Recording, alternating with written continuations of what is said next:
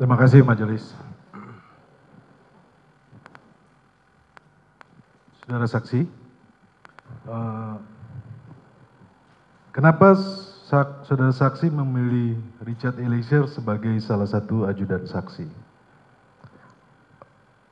Saya diberikan saudara Richard dari Komandan Detasemen di Korbrimob 2 waktu itu, Sadam dan Richard.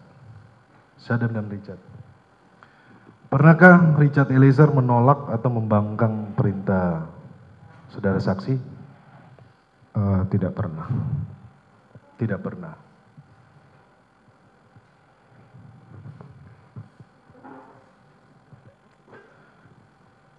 Kemudian kita ke tanggal 8, saudara saksi. Tadi saudara saksi sampaikan waktu tadi saksi sampaikan kalau yang di lantai 3 di Saguling, saudara saksi menyampaikan kepada Richard Eliezer, kalau dia melawan, tembak saja. Terus saudara saksi sampaikan di Duren 3, hajar cat. Saudara saksi bisa perjelas maksudnya hajar itu seperti apa? Apakah pakai tangan, pakai kaki? Saya saat itu tidak berpikir hajar menggunakan tangan atau kaki atau senjata, tapi kemudian terjadilah penembakan itu, sehingga saya sudah sampaikan ke Richard, saya yang akan bertanggung jawab. Baik. Saudara saksi sampaikan bahwa harus ada yang bertanggung jawab. Kenapa waktu itu tidak saudara saksi laporkan kepada polisi? Saya sudah sampaikan di awal bahwa saya mencoba dengan kepercayaan diri untuk, mohon maaf, melindungi Richard dengan cara yang tidak benar. Dan ya itu memang kesalahan saya. Nanti akan saya pertanggungjawabkan pada saat pemeriksaan terdakwa.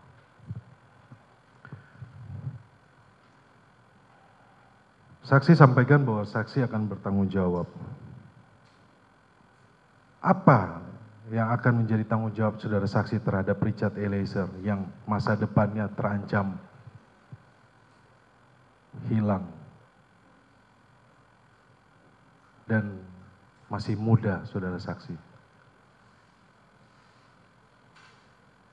Ya, saya tidak bisa menjawab karena posisi saya juga harus mempertanggungjawabkan peristiwa ini.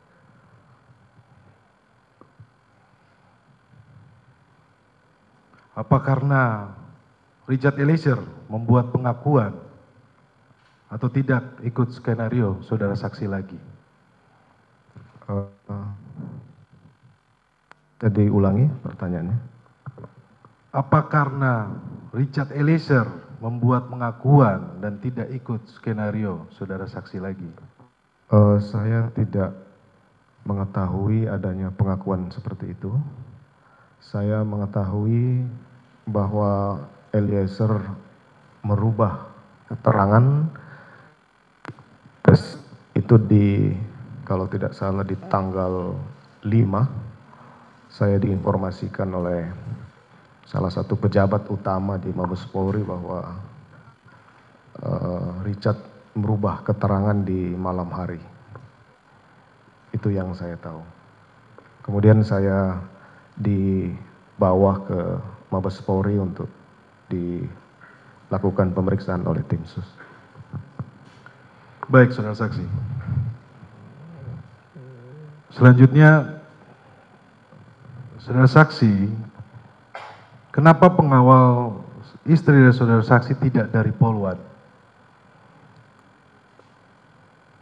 Pengawalan tadi sudah saya jelaskan bahwa pengawalan terhadap istri pejabat utama itu hanya diberikan kepada pejabat utama yang bintang 3, sehingga tidak ada bintang 2 pejabat utama itu yang diberikan Polwan. Iya, karena faktanya ada yang tadi saudara saksi sampaikan di awal, ada yang menjadi driver, ada yang ikut mengawal, kemudian ikut menjaga rumah di Magelang. Oke, baik, saudara saksi. Tadi saudara saksi sampaikan bahwa istri saudara saksi tidak tahu isoman dengan siapa.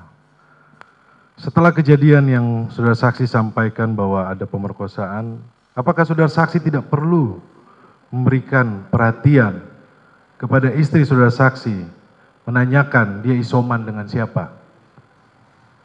Saya sudah jelaskan tadi bahwa saya sudah tidak berpikir lagi. Saya pada saat itu masih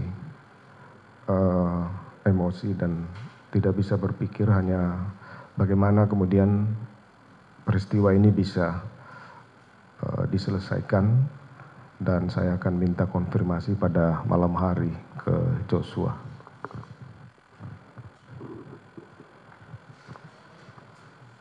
Iya, saudara saksi, di dalam BAP saudara saksi tanggal 8 Agustus, saudara saksi menjelaskan bahwa Yosua memiliki tubuh lebih besar dibanding dengan ADC yang lain dan memegang senjata api yang saat itu mendampingi istri saya di Magelang. Istri saya sampaikan akan menjelaskan terkait peristiwa di Magelang setelah tiba di Jakarta. Di sini saudara saksi menyampaikan memegang senjata api. Pertanyaannya, kenapa senjata api tersebut saudara saksi tidak terpikirkan untuk diamankan?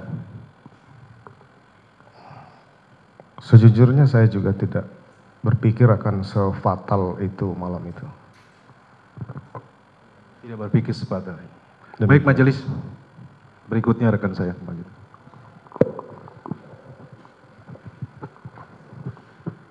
Baik, terima kasih majelis yang terhormat. Terima kasih saudara saksi. Tadi saudara saksi bilang bahwa saudara tidak menyangka begitu bahwa Richard kemudian akan menembak.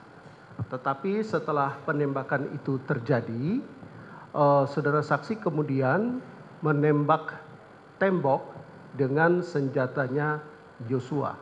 Pertanyaan saya, berapa jeda waktu antara saudara Richard menembak Joshua dan saudara saksi menembak tembok dengan mempergunakan pistol Joshua?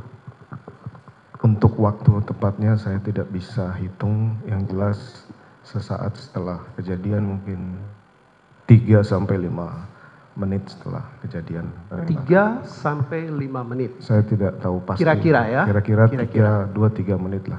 2 sampai 3 menit. Selanjutnya, dalam berapa waktu jedanya ketika saudara saksi membersihkan, mengamankan TKP tersebut?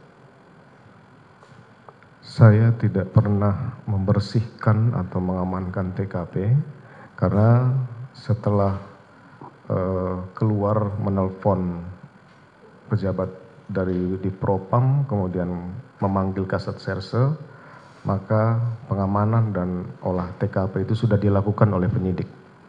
Baik, akan dibuktikan kemudian. Kemudian berapa jeda waktu ketika saksi memerintahkan para terdakwa obstruction of justice untuk merusakkan CCTV?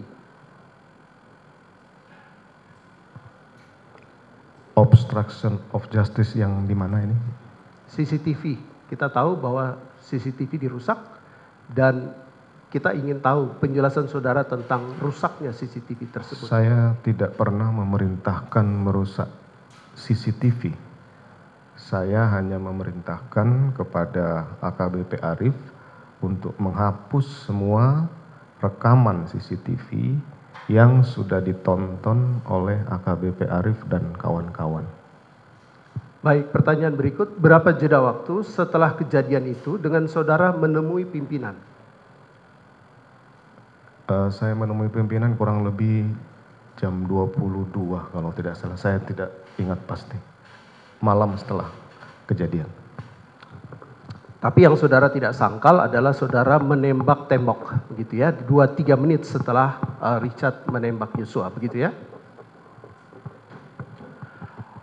Kalau ternyata menurut saudara saksi, penembakan yang dilakukan oleh saudara Richard tersebut adalah keputusan sendiri Saudara kan tidak seharusnya membuat skenario tembak-menembak dengan cara menembak dinding.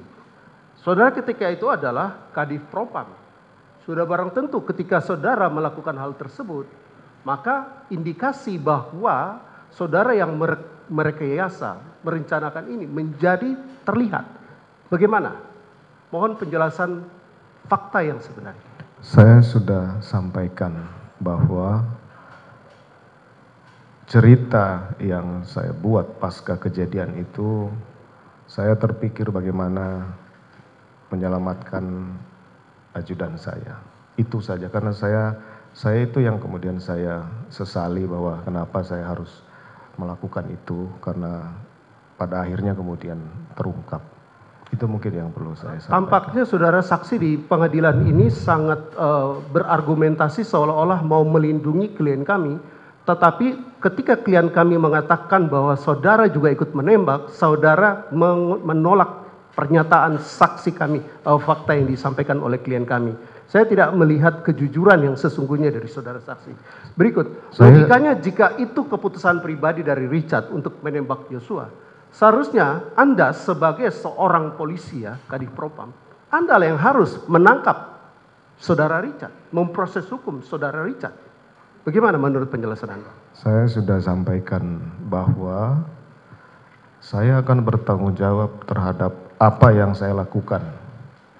Terhadap yang tidak saya lakukan, saya tidak akan bertanggung jawab. Kalau soal saudara bertanggung jawab, hukumlah yang akan menentukan. Ya. Sebagai polisi berpangkat jenderal ya, seharusnya menurut hemat kami, logika saudara itu lebih kuat daripada feeling saudara, sehingga Anda tidak impulsif dalam merespon laporan istri saudara.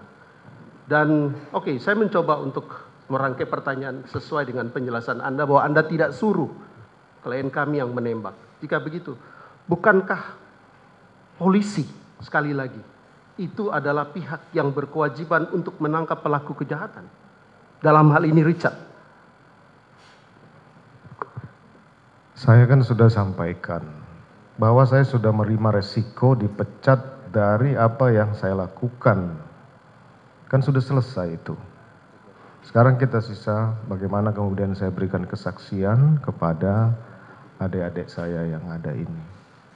Saya sudah menerima semua akibat dari yang penasihat hukum sampaikan bahwa saya tidak pakai logika apa segala macam. Itu saya sudah siap hadapi dan saya sudah dipecat dan kemudian sudah menjalani proses hukum ini.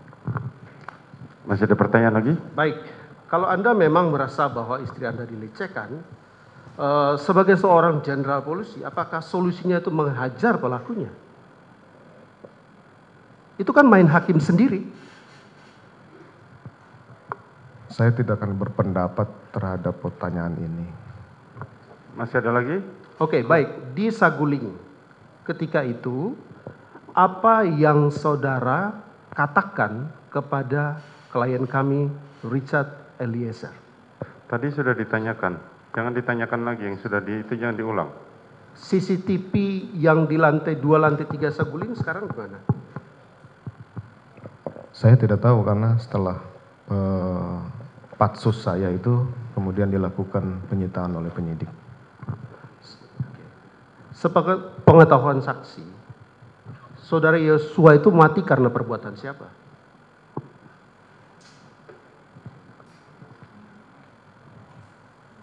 Sepengetahuan saya, ya karena penembakan. Kalau kematian itu karena penembakan yang dilakukan Richard, apakah saudara juga memiliki andil dalam kematian Yosua? Nanti silakan hakim yang menilai. Saya tidak mungkin Justru menyampaikan saya itu. bertanya, apakah saudara berdasarkan fakta yang saudara ketahui memiliki andil yang menyebabkan kematian Yosua atau tidak? Harusnya sudah bisa menilai bahwa Saya bertanya, Anda menjawab. kalau saya tidak Langsung punya andil saja. nggak mungkin saya Pertanyaannya duduk langsung di sini. Langsung saja, pertanyaannya apa saja. Jangan ditanyakan pendapat, fakta saja. Kalau masih sudah tidak ada, sampaikan tidak ada. Cukup? Baik, majelis, kami mau bertanya tentang keseharian saudara saksi dengan klien kami Richard. Ya, apakah ketika saudara memerintahkan Richard untuk melakukan sesuatu hal, dia melakukannya dengan tepat atau meleset? Pada saat kejadian atau Bukan, sebelum-sebelumnya. Sebelum-sebelumnya semua yang ikut dengan saya pasti akan nurut perintah saya. Bahkan setelah kejadian penembakan pun saya sudah sampaikan tadi bahwa setelah senjatanya disita, saya pinjamkan senjata dia untuk jaga diri. Jadi jangan bilang saya tidak bertanggung jawab terhadap dia. Saya jagain dia. Oke, baik. Dari kami untuk sementara cukup. Terima kasih. Penasihat hukum Ricky.